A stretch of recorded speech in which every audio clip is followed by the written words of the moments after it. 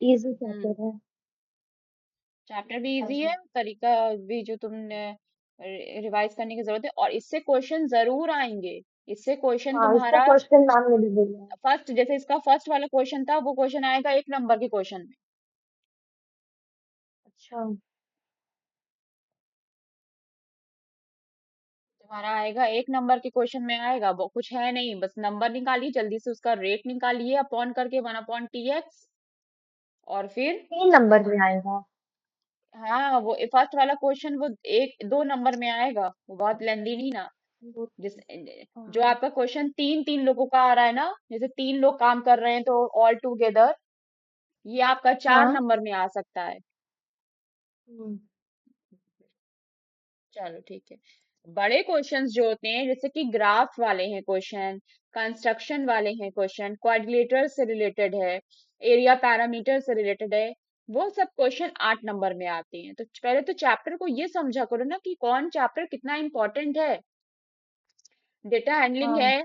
Data handling में एक ही question में से सब पूछेगा, मीन मीडियन मोड सब निकलवा लेगा, ग्राफ भी बनवा लेंगे, वो एक ही तरह के क्वेश्चन आते हैं। और फिर जो अभी रिकॉर्डिंग सेंड की है, उसको भी फॉलो करो। बहुत सारी मार्किंग कम हो जाती है वे ऑफ राइटिंग। एग्जाम में पहले तो सही से लिखेंगे, अच्छा अच्छा, फिर लास्ट में इतनी जल्दीबाजी में गंदी गंदी हैंडराइटिंग लिख करके देते हैं। हैंड राइटिंग की बात नहीं हो रही है, वे ऑफ प्रेजेंटेशन की बात हो रही है। वे ऑफ प्रेजेंटेशन, जैसे तुम देख रहे हो यहाँ पे, अब हमने मार्कर की साइज बढ़ाई थोड़ी, यहाँ इतना ले लिया, ये 0 पॉइंट, ये मार्कर ले लिया, ये वाला ले लिया है, और इससे लिखेंगे। तो जैसे कि अब 11th क्वेश्चन है आपका, क्वेश्चन 11th है आपका, तो क्वेश्चन 11th जो मार्कर की बात की है, मैं तो रेड से लिखती हूँ, आप लोग को ब्लैक और ब्लू से ही लिखना होगा। तो क्वेश्चन जो 11th है, वो अच्छे से मेंशन करिए। उसके नीचे एक अंडरलाइन होनी चाहिए। उसके बाद किससे रिलेटेड है? X and Y can do a job in 12 days after working. किसकी जॉब है? एक्स वाई की जॉब है। क्वेश्चन नंबर 11th का आंसर लिख रही हो, इसके नीचे आंसर लिख सकती हो, आंसर। और किससे रिलेटेड क्वेश्चन है? एक्स एंड वाई भाई। जॉब। कुछ भी टाइटल हो सकता है। अब इससे रिलेटेड जो एक्टिव पैसिव हो सकता है, active passive, direct indirect, difference between xylem and folium, तो वो चीज आपको इस तरह से लिखनी है, मार्कर से। फिर जब आप नीचे लिखेंगी, सॉल्यूशन लिखेंगी, तो वो आपका नॉर्मल जो डॉट पेन होता है, उससे लिखना होगा। तो क्या है गिवन? अब गिवन, टू फाइंड, ये सारी चीजें लिखनी चाहिए। रफ वर्क जो करो साइड में करो, या तो सबसे आखिरी पेज में करो, और नहीं तो बहुत अच्छी बात होती है अगर ऐसे मार्जिन बनाकर यहाँ पे रफ वर्क शो करो। कॉपी अच्छी होगी, एग्जामिनर जल्दी चेक कर पाएगा, तो अच्छा नंबर भी मिलेगा। तुम्हारी कॉपी में ही एग्जामिनर का अगर ज्यादा से ज्यादा वक्त फिजूल जाएगा, तो वो तुम्हारा नंबर काट लेगा, देना भी चाहेगा तो नहीं काट लेगा, आधा आधा नंबर कट जाता है कि क्वेश्चन में, 3 3 नंबर, आधे आधे नंबर से बच्चों की मेरिट रुक जाती है। तो ठीक है, क्या कह रहे हैं कि X Y can do a job in 12 days। तो एक्स रेट रेट कैसे निकलेगा? एक्स रेट एंड निकलेगा Y do a job in 12 days. 12 days, तो इसका रेट क्या हो जाएगा? इसका रेट वन होगा upon 1/12 twelve days. Job per day, so rate of proper are days. X Y, X Y दोनों का रेट क्या हो जाएगा? 1/TXY, यानी कि क्या हो जाएगा ये? 1/12 जॉब पर डे। पहले ही निकाल लोगे, हो सकता है काम आए। After working for 2 days they are assisted by Z. अच्छा, 2 दिन तो इन लोगों ने एक साथ काम किया, ठीक है। तो जो फर्स्ट 2 days हैं, तो फर्स्ट 2 days का काम कितना होगा? फर्स्ट 2 days में एक्स वाई एक साथ काम कर रहे हैं, तो इन द फर्स्ट 2 days काम कितना होगा, द वर्क डन, काम कितना होगा।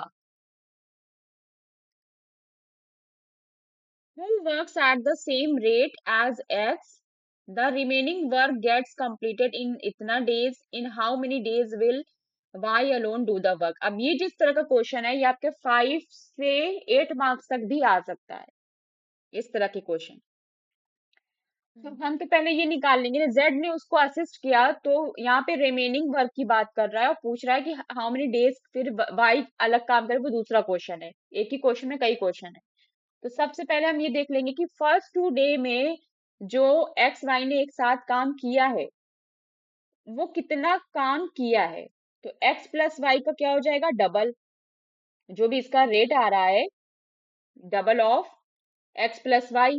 एक्स प्लस वाई इसको ऐसे शो कर दो कि एक्स वाई दोनों साथ में काम कर रहे हैं, तो क्या हो जाएगा, बोलो। 2 × 1/12 वन वर्क। अपॉन सिक्स हो जाएगा, 1/6 हो जाएगा। तो 2 दिन तक तो जेड नहीं आया था ना, 2 दिन तक 2 दिन के एक्स और वाई ने ही काम किया। तो रिमेनिंग वर्क कितना काम किया, रिमेनिंग वर्क कितना हो जाएगा, वही चीज कि पूरे वर्क में से 1/6 माइनस कर देंगे, 6 - 1 5/6। ये क्या चीज निकली अभी तक, यहाँ से स्टेप 1 क्या चीज निकली, ये निकला कि एक्स एंड वाई 12 दिन काम करते हैं एक साथ। फिर उन्होंने क्या किया है भाई, 2 दिन तक एक साथ काम किया है, तीसरे दिन से जेड आ गया है उनको असिस्ट करने के लिए। अब यहाँ से जेड की चीजें शुरू होंगी, step 2 works, Z who works at the same rate as X. कह रहे जेड कैसे काम करता है, जैसा एक्स काम करता है। ठीक है, अब एक्स कैसे काम करता है, कैसे पता चलेगा कि एक्स किस रेट में काम करता है, एक्स की तो एक्स रेट दिया नहीं है, लेकिन क्या दिया एक्स है, और वाई दोनों का ये रेट दिया है। एक साथ दिया है, हाँ एक साथ दिया है। The remaining work gets completed in 6 1/4 days. उसने ये बता दिया है कि z जो है वो किस रेट से काम कर रहा है, z काम कर रहा है x के रेट से।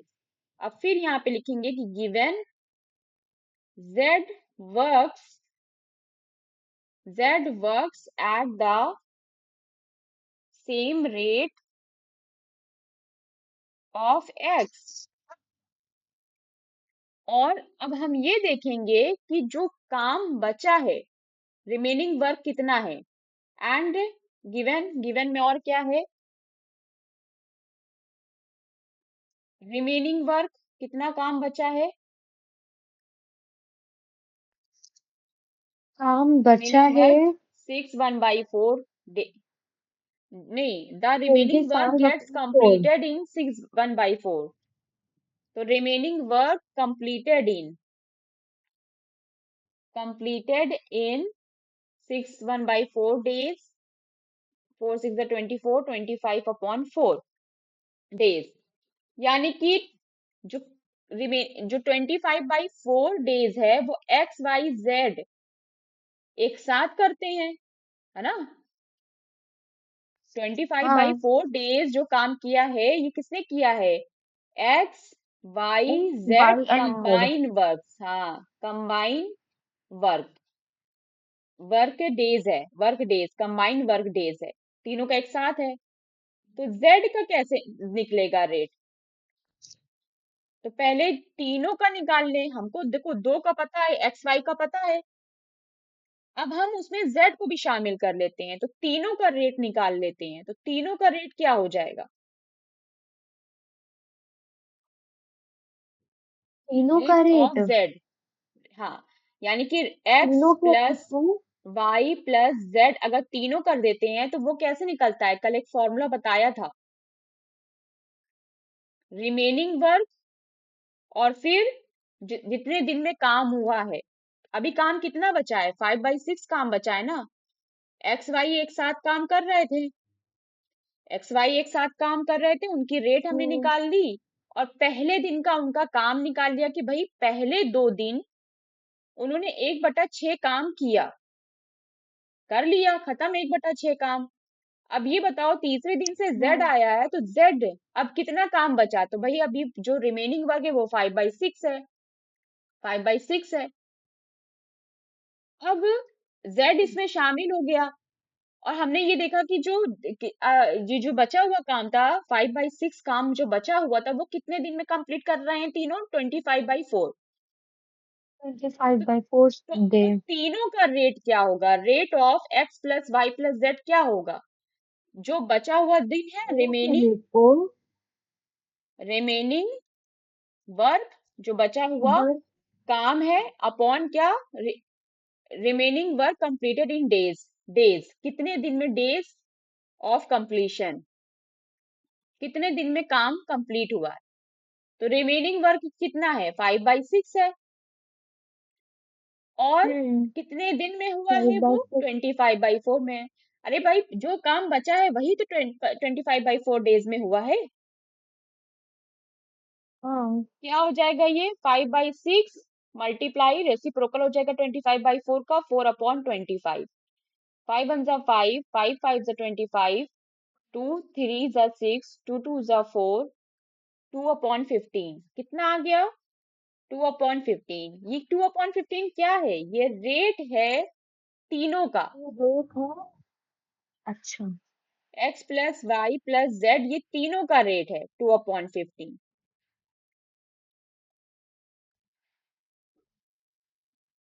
ठीक है।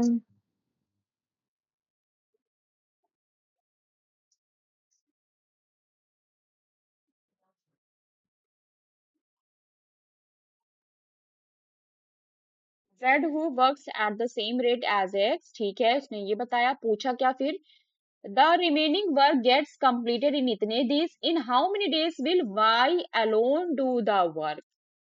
यहाँ पे वाई का रेट निकालना है, मेन चीज क्या निकालना था, कि अब वाई हमें का स्टेप 2 में रेट, ये निकालना है, स्टेप 2 में हाउ मेनी र- डेज कि फाइंड, विल क्या बाय फाइंड वर्क। करना है, वाइज रेट, वाइज का रेट कितना है।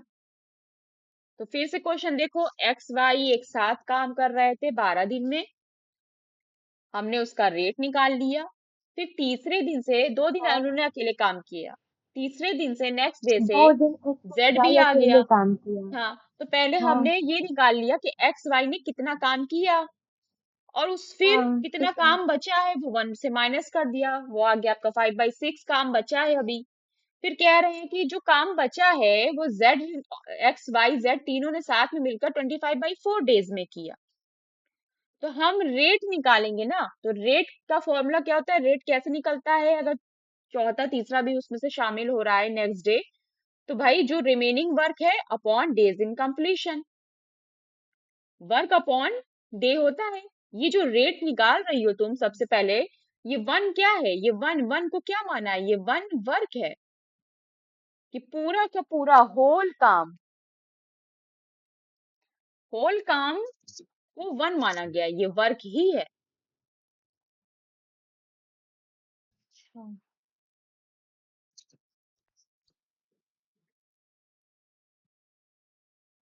अब हमें फाइंड करना है वाइज का रेट, कि वाई, इतना काम बचा है, आप ये बताइए कि वाई का रेट कितना होगा।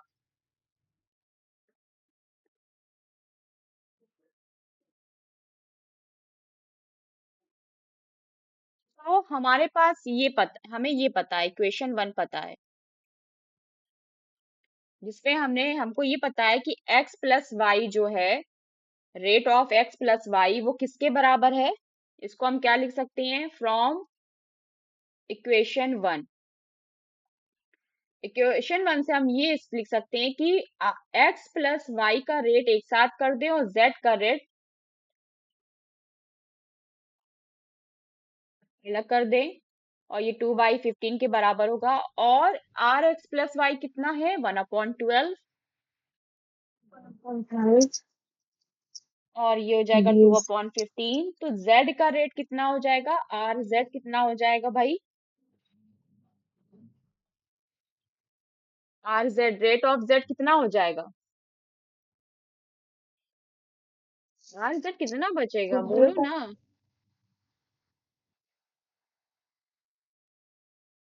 समझ में आ रहा है जो 0.50, कर रहे हैं? 0.12, हाँ।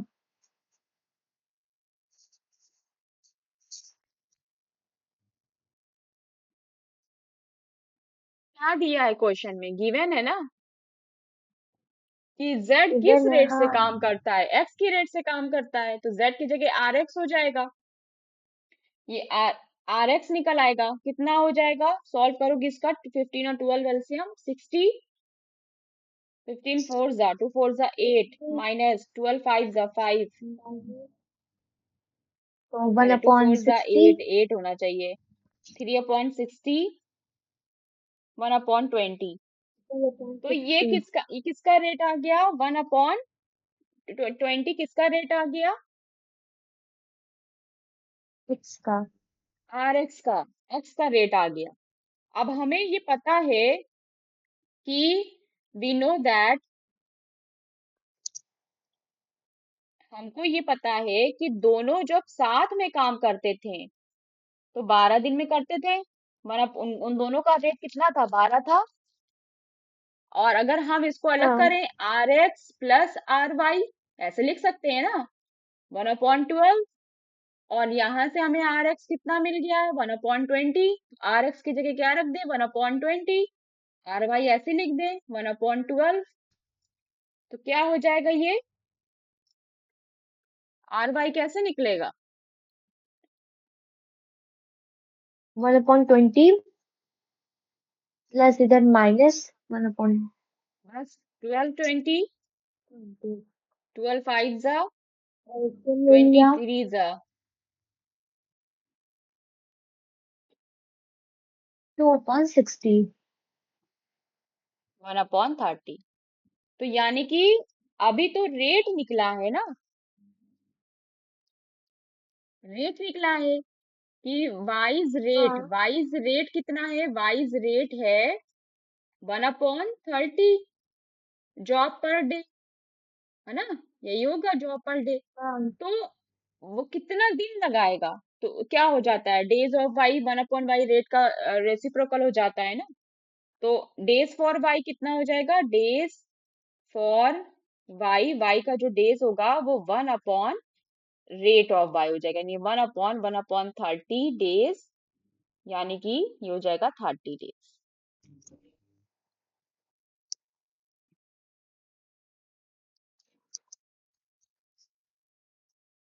समझ में आया? हाँ, थोड़ा।